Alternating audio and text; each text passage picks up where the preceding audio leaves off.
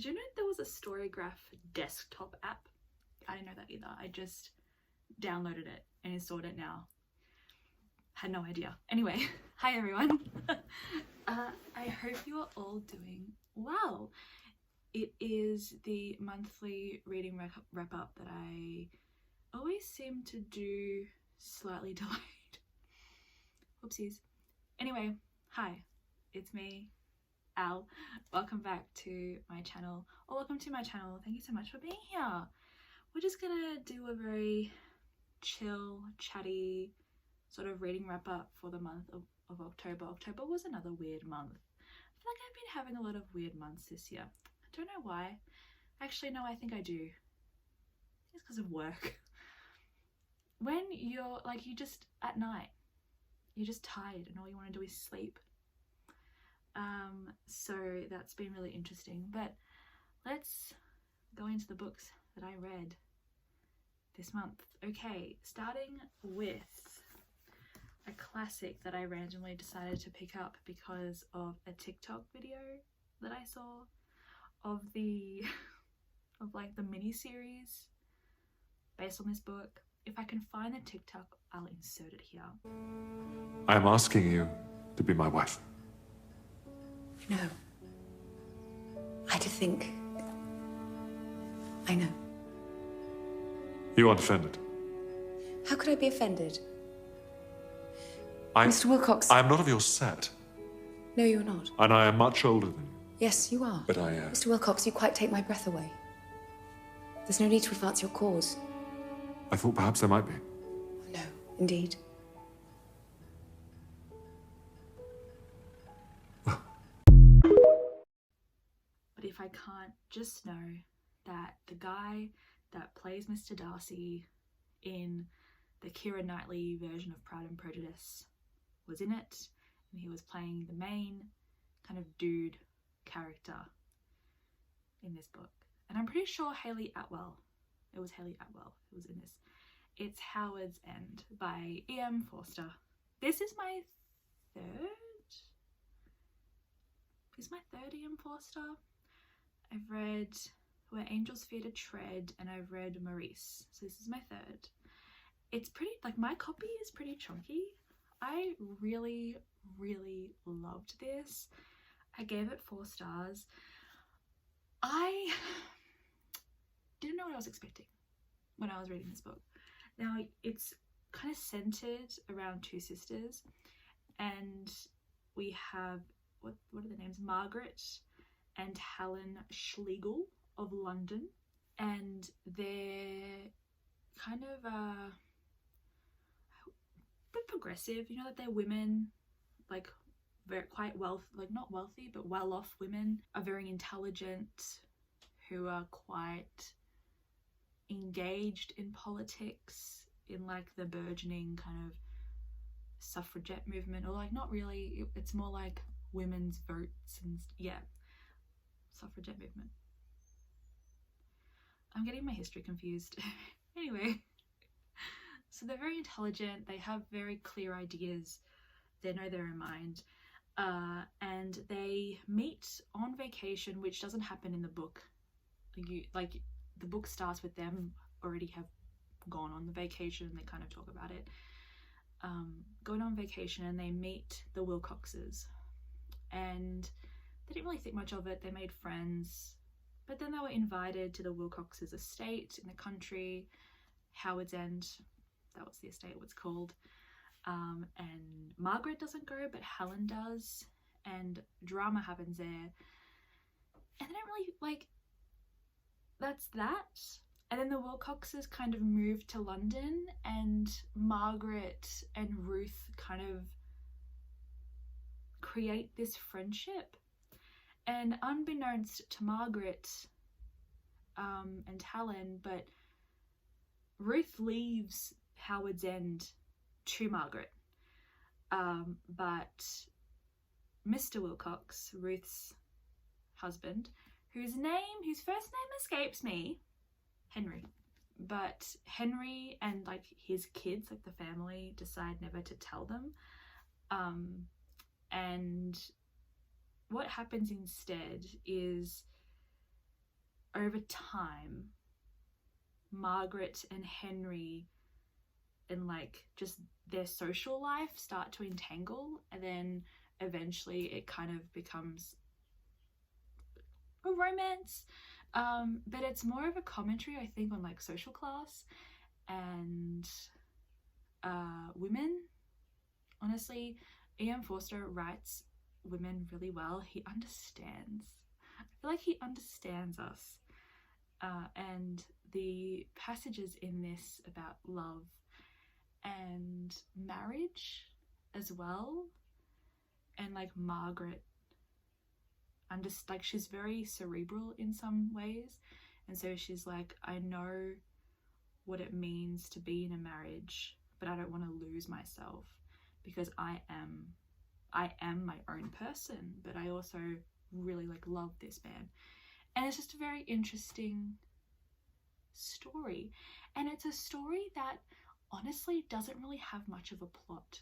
It is a kind of all vibe situation, and it's very it's not meandering, but it feels very gentle. It's very gently building. It reminds me of being on a train, like a long haul train ride. It's just gentle, kind of cozy a little bit, and it makes you remember why you love reading.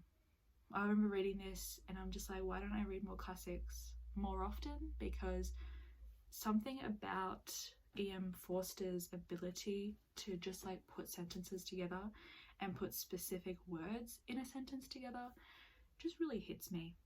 It really does, and I love him.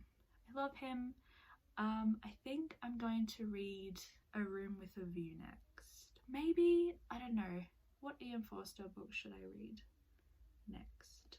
I do also have a collection of his short stories, so let me know. Then, I'm doing this in chronological order. I read this for Victober, which is Goblin Market by Christina Rossetti. I already have uploaded my Victober reading vlog, which was kind of a fail. But if you want more detail, my thoughts about this, please go to that vlog. I loved it.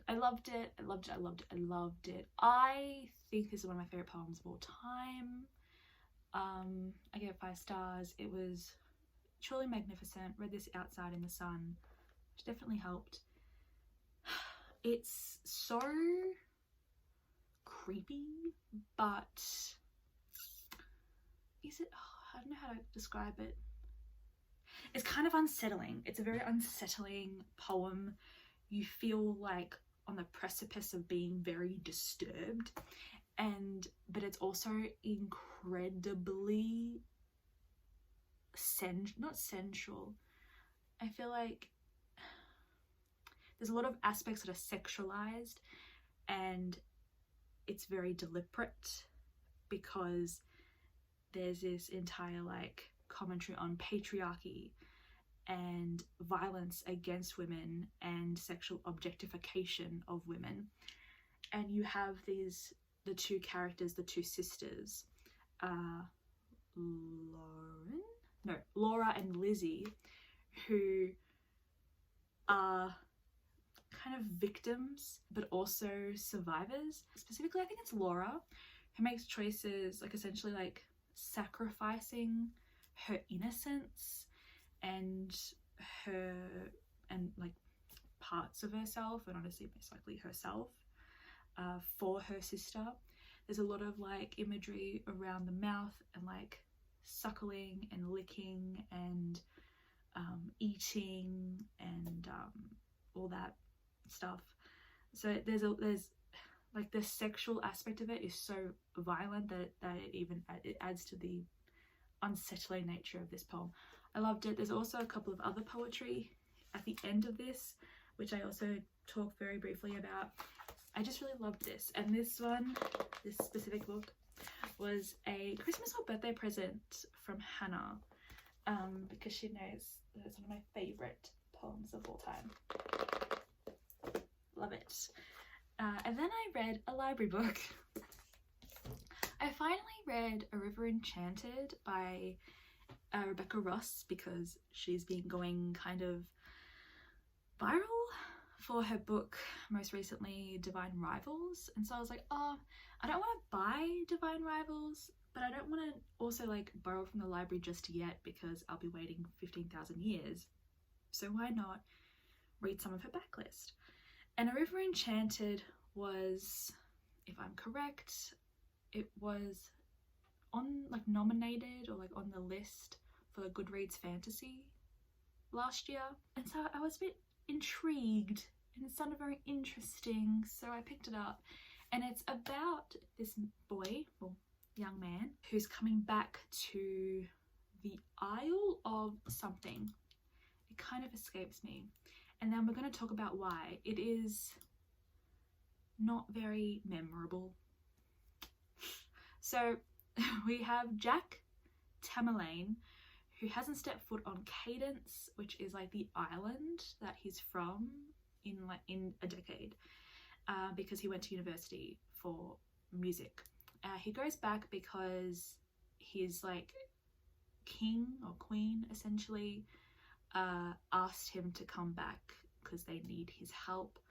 There's been a string of disappearances of young girls, and maybe his music can help like speak to the gods or like the fae. So that's basically what it is. He gets there and he realizes that he was brought by false, not promises, but kind of, it wasn't the king who asked him to come, it was his daughter Adara, and him and Adara have a history, like they're kind of, you know, childhood rivals and enemies or whatever. Now, not to say it wasn't good, it was good, but this book took me so fucking long to read, and I didn't really want to pick it up. I think it was a bit too slow. For a fantasy novel, like I'm all for low risk fantasy, for cozy fantasy. You know me, I love books that are all vibes and no plot. Like that's just who I am, right? I'm pretty easy to please, I think, with my books. But this one, I was like, okay, can we get to some sort of point? I'm just in desperate need for something to happen. The magic was interesting, the way that music plays a really huge part of it because of the fact that Jack is a musician. It was really good, but it wasn't there for me, you know? It really wasn't there. And it's been marketed here as House of Earth and Blood meets The Witch's Heart in an adult fantasy. Oh, I didn't know it was an adult fantasy. Oh, okay. Interesting. There we go. Yeah, I don't know. It's not very memorable for me, to be perfectly honest. But I did borrow the second book from the library, and then I decided that I didn't really want to read that now, so I returned it. But I am going to finish it because I feel like the first book was such a first book. Does that make sense? It's all dependent entirely on the sequel. Like it just felt like it was building to something that never really happened, and so everything is going to happen in the second book, and which is fine if it was written, like executed in a way that made the reading experience enjoyable, because it wasn't. And this book put me in such a fucking reading slump because I just felt so wrung out. I was like, oh my god, that took me years to read. It didn't take me years to read, but it felt like it. How long? Can I see my... when I started this? I'm on Storygraph now. I feel like I can. Yeah. No. Maybe. Why doesn't it tell me when I started reading it? Anyway, it would have taken me around about a week for 480 pages. That's a long fucking time. Okay, that's a long time in my book. So yeah, there's that. I am going to finish off this duology, and I'm going to see what happens. And I think I'm going to eventually read Divine Rivals, but I think I'm gonna borrow it from the library, or I don't know if I'm going to purchase it, because I'm just a bit worried about the way that Rebecca Ross constructs her stories. I don't know if it's necessarily for me. And I also felt like the character work could be a bit better. I don't know. Don't hate me, that's just my opinion. And then we get to the next book. Oh my god, where's my copy? Oh, it's somewhere in there. I can't believe getting it. I also read The Warden by Anthony Trollope. This was for October as well. I loved it. Loved it so much. Anthony Trollope. Can't wait to get more into his writing. I have so much of his Barsetshire series on my shelf. Cannot wait to get to the sequel of The Warden. I really liked it. Don't read it if you don't care about like the church politics. It's very small, very compact for a classic, right? But like nothing really happens, and I loved it. I loved it. Mr. Harding, who is the Warden, did not expect to actually like him as a character. I loved him. I loved him. I loved his relationship, or like his deep soul bond friendship with the bishop. I thought they were adorable. His daughter was really great. Grace, was her name Grace? I liked John Bold as well, the person who like creates all the hoo-ha, but like he has a point, you know, there's a point being made. I just think it was really interesting, and a lot of commentary obviously on the institution of the church in England, and like corruption and money, with like a bit of like tongue-in-cheek, you know, critiques as well, peppered throughout, which I enjoyed. It was really good. And I think I said this in my October vlog. I didn't expect to be on the edge of my seat. I feel like when I say that a classic puts me on the edge of my seat, that's how I know I really enjoyed it. Because same goes for Thomas Hardy. Like, things are juicy, things are happening. There's gossip, there's small town politics, it's everything, and I love it so much. And then I randomly picked up something. This is Albert Camus' Summer. Now this is just a collection of 8 essays by Albert Camus that was put in this tiny little book in celebration of the 60th anniversary of Penguin. So these 8 essays appear in selected essays and notebooks published by Penguin. And if you want to know the names of the essays themselves, I'll tell you right now. It's Minotaur, or The Halt at Oran, The Almond Trees, Prometheus in the Underworld, Short Guide to Towns Without a Past, Hallin's Exile, The Enigma, Return to Tipasa, and The Sea Close By. This was great. This was great. I never really read Albert Camus' like non-fiction pieces. He is such a great philosophical thinker. My brain hurt. My brain hurt when I read these. I just think that he has such a beauty of words, and I feel like some of these may have gone over my head just a little bit, because they're, again, very deeply philosophical, and they're written in a context that is not context now.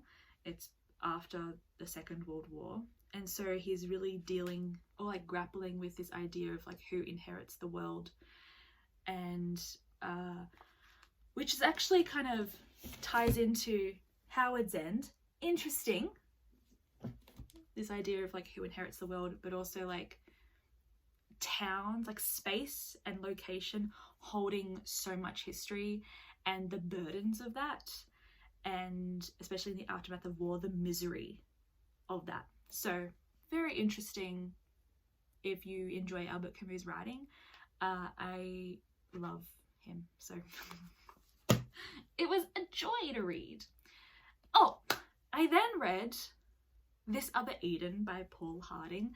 I read this because I was going to do a Booker shortlist vlog, but I've since decided not to do that. I don't have time, and to be honest, I don't have the motivation. I just want to read books that I own at the moment, or just like books that I want to read, and I don't necessarily feel very attracted to any of the Booker shortlist books. So that's that. But I read this other Eden. I thought it was fine. I gave it 3 stars. I think the first half is so strong, and then the second half goes a bonjour, in my personal humble opinion. I don't know if it's for my mood, but it just felt like it was too long, and it's only 224 pages. It felt so long.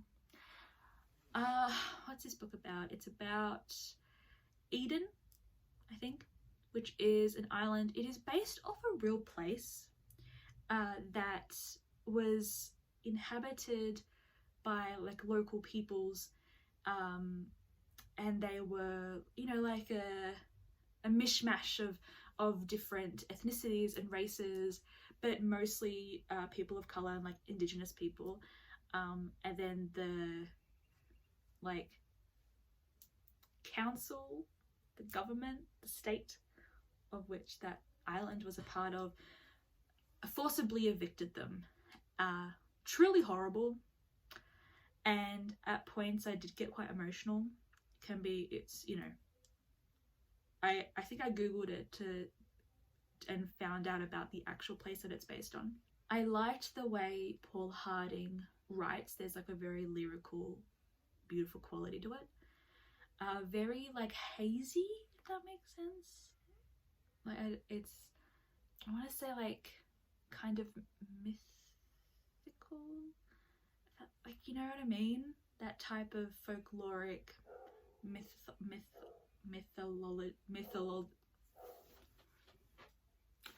mythical, I can't say that word, oh my god, quality to it, which really got me in the beginning, and I was really enjoying myself and really kind of connecting to the story, and then I just wanted it to end.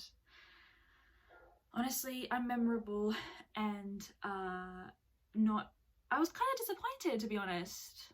But on the other hand, I understand why it is on the shortlist. I just didn't personally love it. And then I read Good Omens by Terry Pratchett and Neil Gaiman. This is my first book by Neil Gaiman, and kind of my second-ish book by Terry Pratchett. I DNF'd one that I tried to read years ago. I don't think he's an author for me.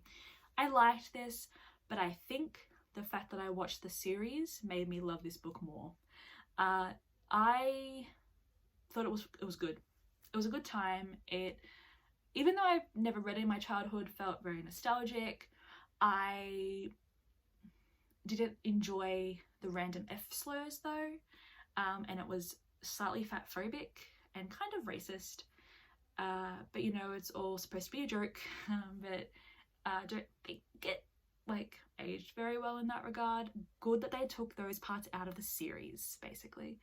But yeah, other than that, it was a really good time. Flew through it, and it makes me want to rewatch the first season of Good Omens so I can finally watch season 2, but I'm terrified. But I love Aziraphale and Crowley. The problem is they were not necessarily a main aspect of that book. I felt like it needed to have more of them because they're the stars of the show. Okay. Last book I read in October. Again, this is a really random book that I just randomly picked up. At Night, All Blood is Black by David Diop. Now this won the 2021 International Booker Prize, and I have had this on my shelf like ever since then, essentially. Like when it won, after it won, it's been on my shelf. It just sounded really fascinating, and it's blurred by Allie Smith, and we all know how I feel about Allie Smith. This was a lot. I gave it 4 stars. It was a lot. I understand why it won. It was so intense. It's about a young man named Alpha, and they're fighting in the Great War. They're Senegalese soldiers fighting in the Great War for the side of France. Alpha and his best friend Mademba go. Mademba dies horribly, and Alpha then just loses himself, and it's fucking sad. Like I don't know what else to say other than it's so fucking soul-shatteringly sad. And he begins by seeking kind of not revenge, but revenge. And he basically reenacts Mademba's death over and over and over again. And he takes the hands of the people that he kills, or just like one hand, right? And it talks about like in war, the futility of war, but also just the hypocritical nature of it in a variety of ways. But he, like, specifically through Alpha, it's talking about there's like, you know, there's politics and like politeness and diplomacy of war, and you know, this is how civilized people kill, and juxtaposes with like Alpha and the people that he fights with, who are all like mostly, I'm pretty sure he fights in like a task force, I don't know what it's called, that are mostly made up of soldiers from from French colonies. So they're mostly people of color, mostly people from Africa, fighting in the people who colonized them's war. But again, like this idea of, oh no, you're not doing war properly, like that's not how we do it here. And it's just very, it was disgusting, you know. And Alpha's like, we're at war, like what we're already doing is disgusting. And so that was a really interesting commentary on that, and it links to it links to racism, right, and what it means to be considered like superior and then inferior. So you go through, it goes through that, and when Alpha kind of gets pulled aside by his commander because, you know, he's not doing the war properly, he gets sent away to essentially like a psychiatric place to like just chill. And what he has, like we know now, is, you know, PTSD. And so he continues to stay there, and it ends with him staying there. And I think he just has some sort of breakdown, and it's so sad. The love that he has for Mademba and his guilt over that entire situation of how Mademba died brought tears to my eyes. This was an incredibly visceral reading experience, so I understand why this won the Booker International Prize, because never read anything like it. I don't think I'll ever will. If you haven't read it, I do recommend it, but remember, it is very heavy, and it is discussing mental health in a way that is very impactful, very visceral. Again, that word, but that's like the word that comes to mind when I think of this book. It can be a lot, so be careful.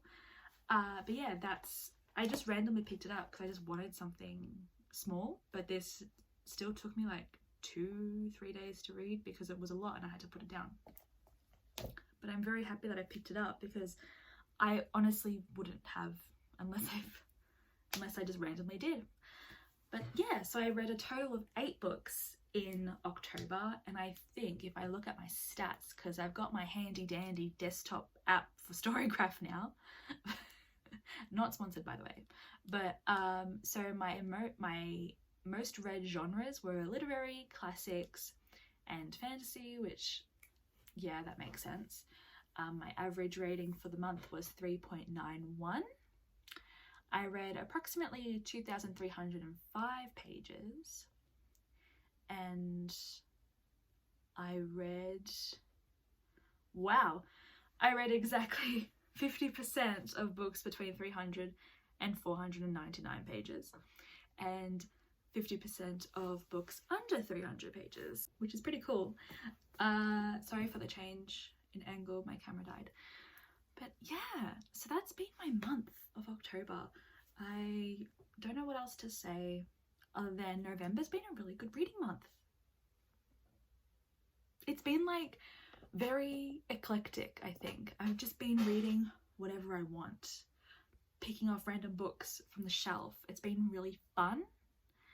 I'm enjoying myself. So there's that, but I'll be talking about the various books that I've been reading recently soon. Just continue clicking on my face when you see it.